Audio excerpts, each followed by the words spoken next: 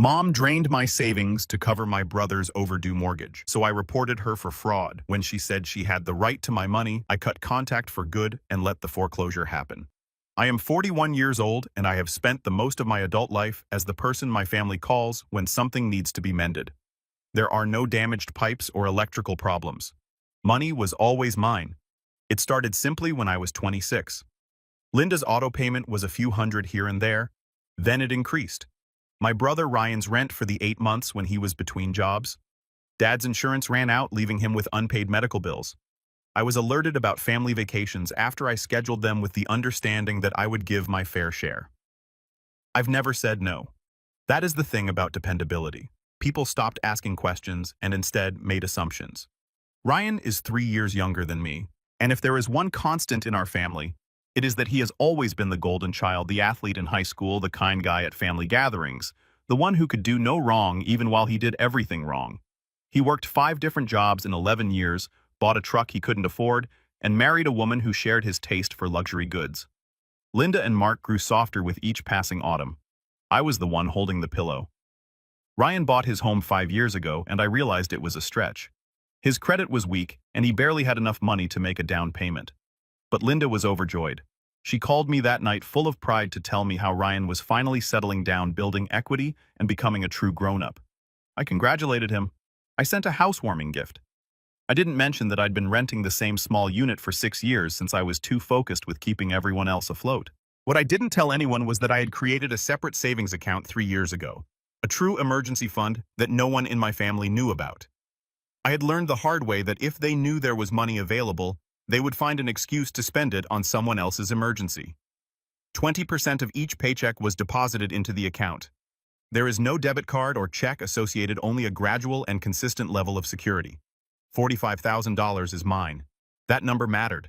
It represented each time I ate ramen to pay someone else's tab. My entire trip was canceled because my family urged me to stay hydrated. I used to smile whenever Ryan got a new fancy device while I wore the same jacket for 4 winters. But Linda was unaware that I had taken extra precautions.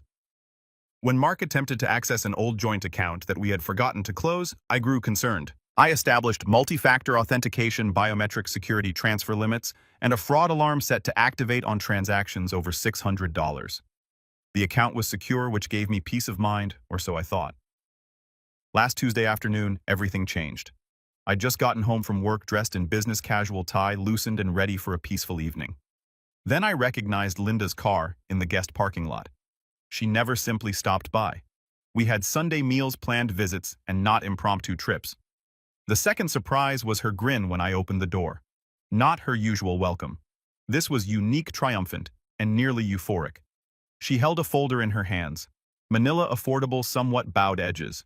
"I have something to show you," she said, passing me without asking. "You're going to be so proud of me." I cautiously shut the door, a strange weight descending on my chest. She sat on my couch and patted the cushion like I were 10 years old. I remained standing. This is when she accessed the folder. The folder contained bank statements, mine. For a moment, my mind couldn't process it. Those were my account numbers, balances, and emergency fund put down as proof. "How did you get these?" I asked. Linda waved her hand. "That doesn't matter, sweetheart. What matters is that I found a solution to Ryan's problem." My stomach dropped. "What's the solution?" She took out another sheet of paper. "A payment confirmation for yesterday. I deposited $41,000 of my savings to a mortgage company, Ryan's mortgage firm." The room sloped. My legs made the decision to sit down. "You took my money." "I used family money to help family," Linda added as if I had overreacted. Ryan was 3 months overdue on his mortgage. 3 months. They were beginning the foreclosure procedure. He could have lost everything. I looked at the document, my account number, and the sum, which had abruptly changed to $4,000 from $45,000. This was my emergency fund, and it was an emergency. Your brother requires practical support, not a budgeting lesson or a small loan. He wanted someone to step up and protect his home. So I did. Yes, you are using your money, but you may rebuild the account. You're an excellent saver. Ryan needs it right now. 20 replies fought for my throat. What came out was, "You stole from me." Do not be stupid. You can't take from your family. Besides, Ryan will repay you. I almost laughed. When? When he gets back to his feet. Once he gets this next promotion, he'll have enough money to repay you with interest. Probably. Probably. Lucas, I don't understand why you are so tough. Your sibling was in turmoil. We are family. Families benefit one another. I thought you'd be pleased that your money could be utilized for something beneficial rather than sitting in an account collecting dust. It was gathering security. It was building up peace of mind. Now it's time to thank your brother. He is quite relieved. You should have seen his expression when I told him the mortgage was current. He almost cried. He kept mentioning how fortunate he was to have a brother like you. I finally looked up at her. Really looked. She smiled, apparently proud of herself. She had taken $41,000 from me with no consent or discussion, and she sat on my couch hoping for praise. How did you gain access to my account? It has security protocols. Linda appeared nervous for the first time. Well, I might have saved some of your old documents from when you lived at home, social security card, birth certificate, and other related documents. I recall you proposing that you utilize our previous street address as a security response. It wasn't really difficult. Just a few phone calls and some forms. She had committed identity theft, fraud, and other crimes. She described it as if she had done me a favor. You had no right. I had every right. I'm your mama. I raised you. I fed, clothed, and provided for your educational needs. If anyone has the authority to decide what is best for this family, it is me. Something hot plunged into my chest. Clarity. You will thank me later, Linda said quietly as she stood and adjusted her clothes. You will understand once you have had enough time to think rationally. I did it for my family. I smiled as I glanced at her and the packet she had placed on my coffee table as a gift receipt. Not a genuine smile. Something else. If you think so, I replied kindly. She studied my countenance, trying to figure out if it was agreement or something else. She shrugged, kissed my forehead as if I were a child, and then left. The door clicked shut. I sat for 45 seconds. Then I picked up the phone. The flat was quiet except for the clicking of my refrigerator and computer. I sat at my kitchen table, a folder open beside me, and began documenting everything: screenshots of my account history, photographs of payment confirmations, audio recordings that captured exactly what Linda said, timestamps and details, everything a lawyer would want. It was not a misunderstanding. This was a deliberate theft with meticulous planning and execution. She had received my personal documents. She had impersonated me. She had bypassed security measures designed to prevent this. However, calling the bank immediately appeared inappropriate because it was overly reactive. If I reported this as fraud right away, Linda would get a lawyer. Ryan would circle the wagons. Mark would mediate, which meant encouraging me to drop it. I have seen this pattern before. Problems were absorbed, the consequences were spread, and those who create difficulties learned nothing. Not this time.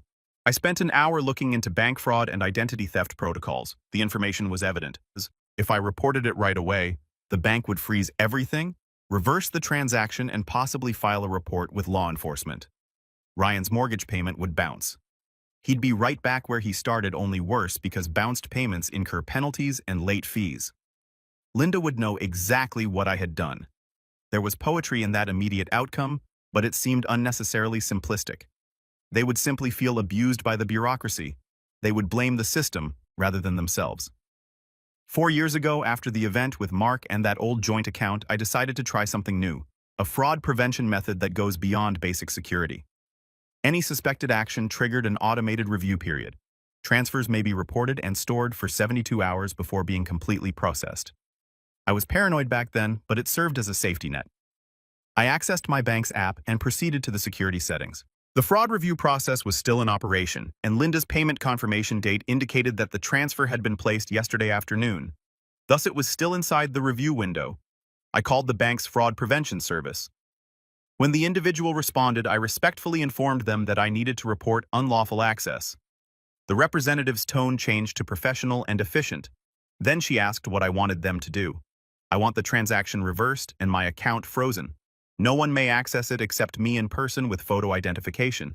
We can definitely do that, Mr. Hale. Given the circumstances, we will need to file a formal fraud report. Because the amount surpasses our threshold, legal action will most likely be taken. I paused. This was the nuclear option. Nuclear. Can we postpone the law enforcement element for 36 hours? I would like to address this internally first. The representative paused. I understand the sensitivity, but I'd like to be explicit. If we reverse the transfer, we will tell the receiving institution. There will be fines and costs incurred. This will have immediate consequences. I understand. Reverse it. I'll handle this right now. The reversal will occur within an hour. I hung up and looked at the phone.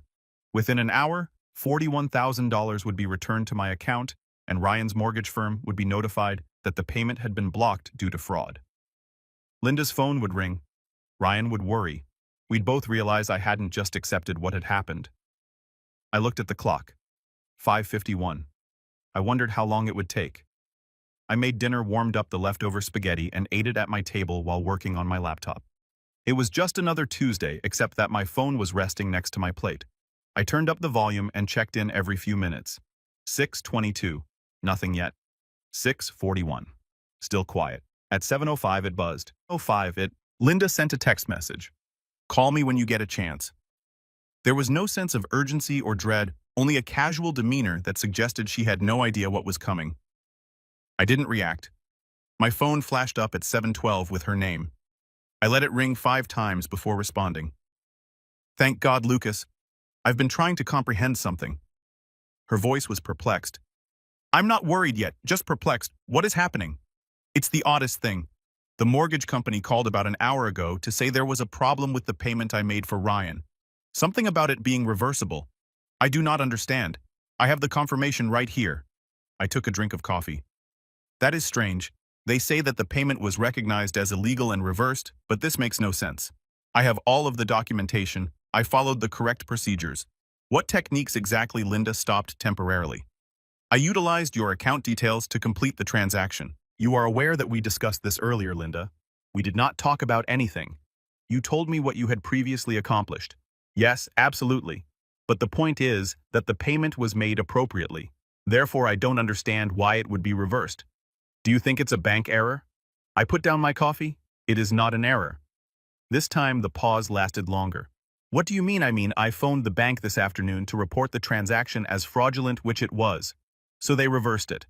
The silence was so long that I pondered, checking to see if the call had been disconnected.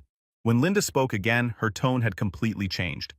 What have you done? I reported fraud. You accessed my account without authorization using stolen personal information and transferred funds without my permission. That's typical deception. The bank agreed. Lucas, this is ridiculous. I'm your mama and we are family. You cannot accuse your own kin of fraud based on a misunderstanding. This was not a misunderstanding. You knew exactly what you were doing. You were the one who planned it. You have my documents. You impersonated me. Linda, these are crimes. Several offenses. I was assisting your brother with my money without my consent. I heard movement on her end, including footsteps and a door closing. When she spoke again, her voice was lower and tighter. Do you have any idea what you just did? Ryan's payment failed to clear. The mortgage company is enforcing fines. He is about to lose his house because of you. He is likely to lose his home since he has not paid his mortgage in 3 months, and you committed fraud believing there would be no repercussions. This is ridiculous. You are willing to end your brother's life for money. I am ready to defend myself against theft, even if the perpetrator is my mother. After everything we've done for you and what this family has given you, something within me snapped not into rage, but into ice-cold clarity. What has this family offered you, Linda?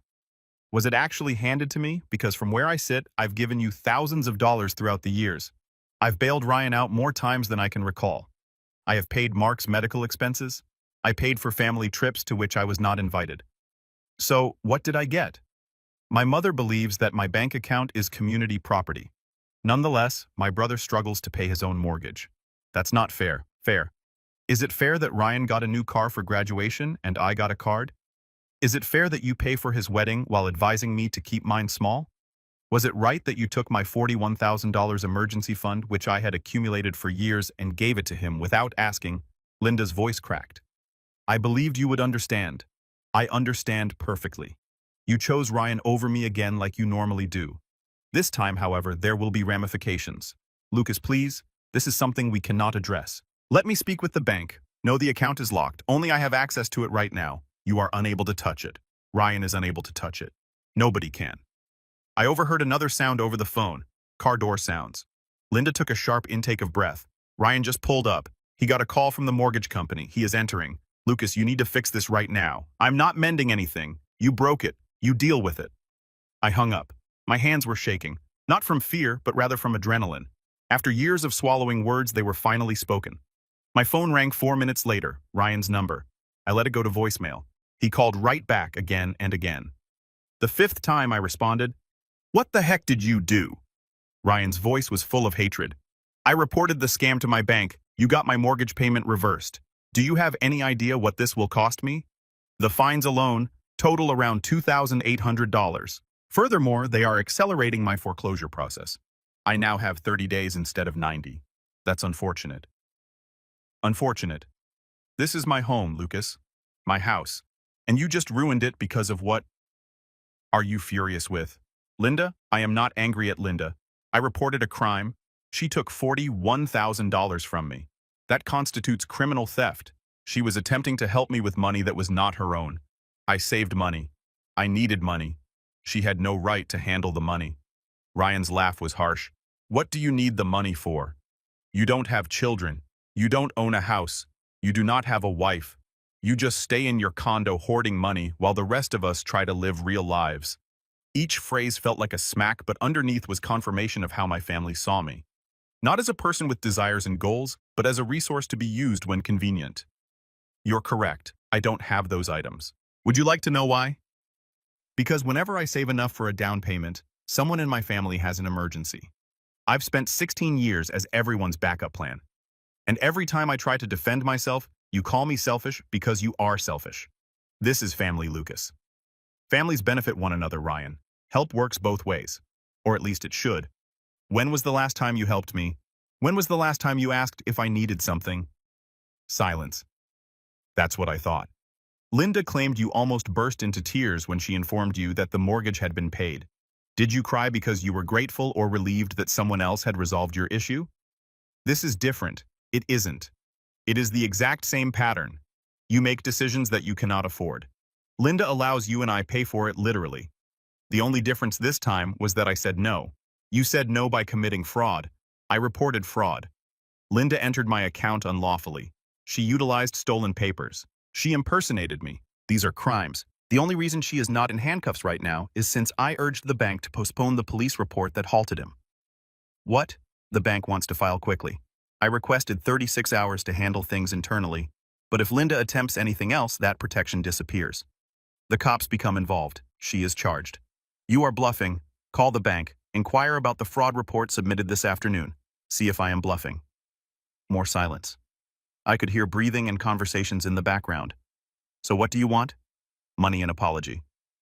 I do not want anything from you, and I am not repairing anything I did not break. Then what is the point? Is this just to harm us? The point is about limits. The point is about the repercussions.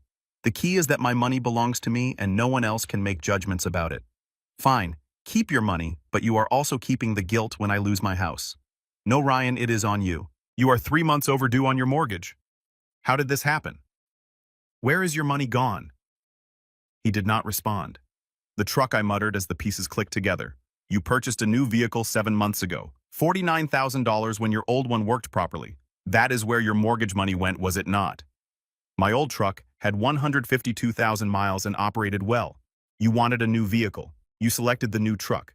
When you could not afford both payments, you opted for the truck. Now you want me to feel guilty for not rescuing you from your own actions. You do not understand. I understand perfectly. You chose pride over duty? That is okay. But the repercussions are yours, not mine. Linda is weeping. She is weeping at the kitchen table. Linda is weeping because she was caught. You are really not going to help. I am really not. Then we are done. You and I. After this, we are over. Something inside of me calmed. Not sad, relief. Okay. Okay, that is all you need to say. What else is there? You've stated your position clearly. I've stated it plainly. We disagree on whether stealing from relatives is appropriate. This appears to be a fairly basic distinction. Ryan hung up without saying another word. I sat there with my phone hoping to feel something.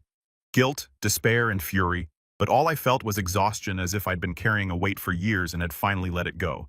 My cell phone vibrated. A text from Mark. Your mother is very unhappy. Call me.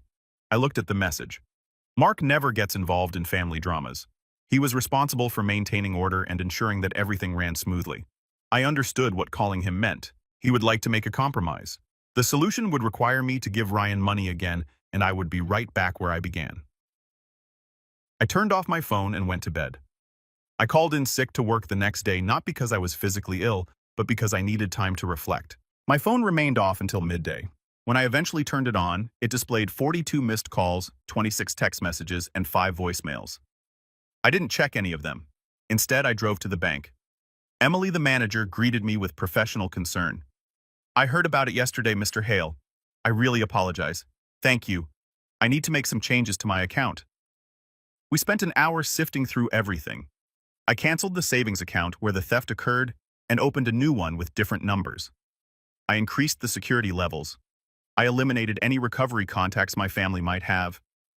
I changed every security question to something only I would know.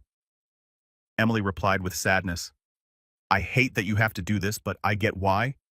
Has my mother tried to contact the bank?" Emily hesitated.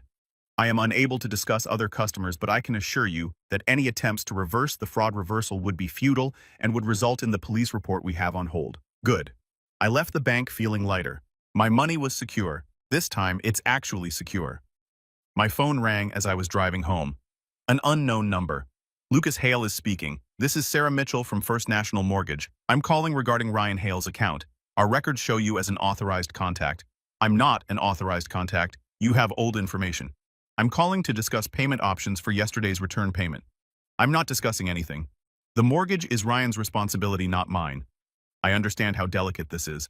However, I wanted to see if there could be a private deal to avoid foreclosure." So there it was.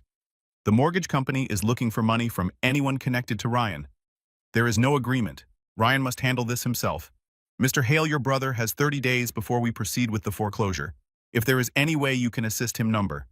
My family took $41,000 from me to pay Ryan's mortgage. The bank rejected it as fraudulent. That is why you are calling. Now you're attempting to shame me into freely surrendering money that I've already taken. The answer is no. Don't call this number again. I hung up and blocked the number. That evening, Mark called. "Lucas, what do we need to talk about in this situation? About what you're doing to this family?" "What am I doing, Mark?" "Linda stole from me. She committed fraud. She made an error. It is a mistake to use excessive salt in soup. This was calculated. She took my documents, impersonated me, and committed a crime." Mark sighed. "Your family, not you, is incorrect about the legalities. Families work through difficulties. I did not make matters worse. I prevented a crime from having no consequences. Your mother is distraught. She hasn't eaten much in 3 days. Then perhaps she shouldn't have stolen $41,000. The money would have simply remained in your account. You weren't using it. So there it was, the essential belief. My money was not on my mind. That money represented my security safety net and future. Just because I'm not using it right now doesn't mean it's available for others to take. Nobody was taking. Your mother borrowed on Ryan's behalf without asking, without permission, and without a realistic repayment plan. That is taking. That is stealing." Silence, then quieter. "What do you want me to say?" "Your mother was mistaken." "Okay, she was wrong. But what's done is done. The question is, what should we do next?" "We do nothing. Linda is struggling with the consequences of her decisions. Ryan deals with his, and I defend what is mine. If Ryan loses his house, he will lose it. This does not signify the end of the world. He can rent. He's capable of downsizing. He can make different choices." "You sound extremely cold." "I sound finished. I've been the family banker for 16 years, and the only time I draw a line, I get chilly. I'm selfish. I'm wrecking the family." "Have you heard how it sounds?" Mark did not respond promptly. He changed his voice, making it sound older. "Linda would like to know if you will attend Sunday dinner." "No, Mark. I'm not sitting at a table pretending everything is fine when everyone believes I'm the villain. If you want to eat dinner with me, we can do so somewhere else. It's just us. However, I no longer prepare meals for my family. Are you truly willing to destroy this family for money? I am prepared to defend myself against those who think my boundaries are negotiable. If something destroys the family, it may not have been as strong in the first place." Mark hung up without a goodbye. I stood in my kitchen, phone in hand, feeling the gravity of what had just occurred. I had virtually cut myself off from my family. I waited for guilt to strike. It didn't arrive. Instead, I felt space, freedom to breathe, and relief from the constant fear of what disaster would strike next. I sat down at my laptop and finished something I'd been putting off for 4 years. I started looking for genuine homes in my price range. The next morning, I called a realtor. 4 weeks later, I closed on a small townhouse with 3 bedrooms, a new kitchen, and a small garden. That was mine. I did not notify or invite my family, nor did I share any photos with them. I recently moved in on a Saturday with the help of 2 coworkers who had become close friends. Sitting on my couch in my living room on the first night in my new home, I felt something I hadn't felt in years. Peace. My phone had been silent. Linda stopped making daily calls. Ryan has stopped sending texts. Even Mark had stopped reaching out. I understood what it meant. I'd been cut off, excommunicated for having boundaries, and I was fine with it until 5 weeks later when my doorbell rang on a Sunday afternoon. I looked through the peephole and saw Linda standing alone on my doorstep. There was no folder this time, just her pocketbook and a tired expression. I almost didn't open the door, but curiosity won. "How did you find me?" "I contacted your workplace and informed them that I was your mother with an emergency. They gave me your new address.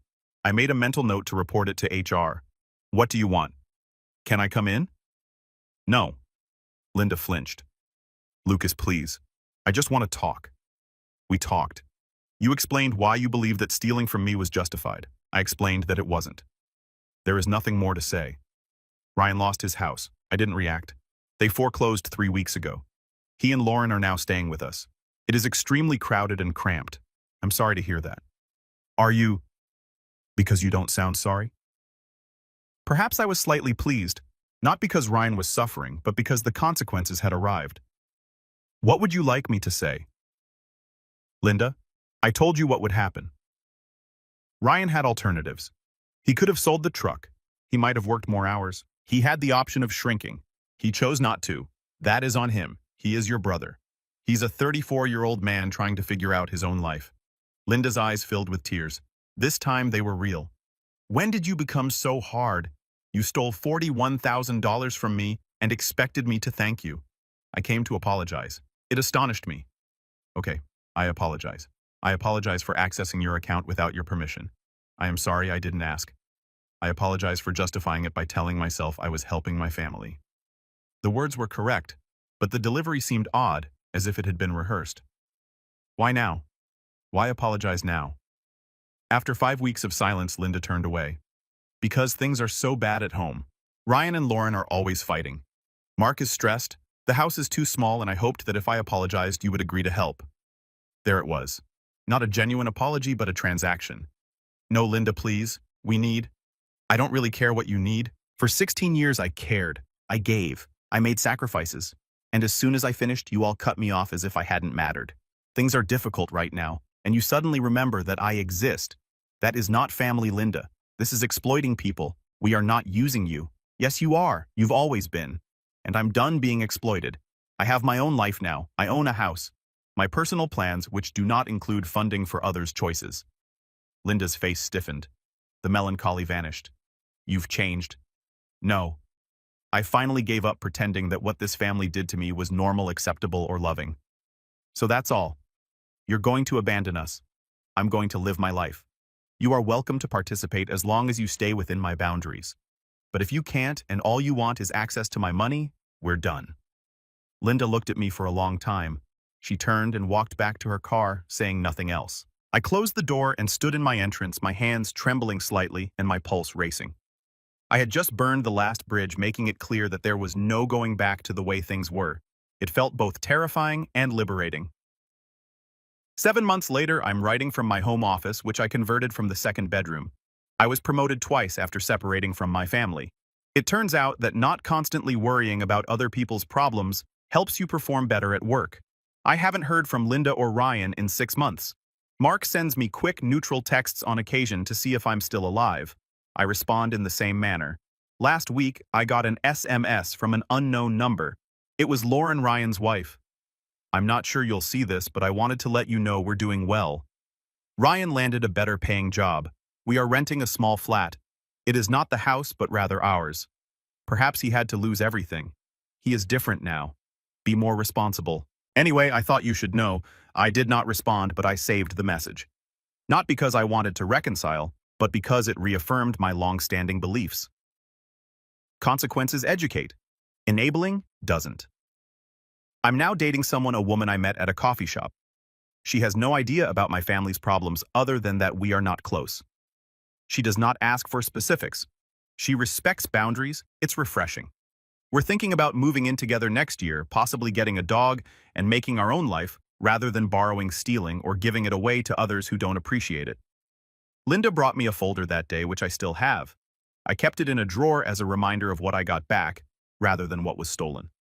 My dignity, my boundaries, my life, and $41,000 that will never fall into the wrong hands.